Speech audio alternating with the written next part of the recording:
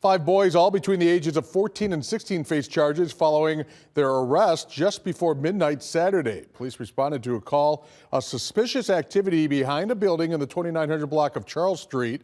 When officers arrived, the 5 teens took off but were quickly caught. Police found a loaded gun during the arrests, and 2 teens now face weapon charges. They remain in juvenile detention. The other 3 teens are charged with obstructing and resisting arrests. 2 of those were released to their legal guardians.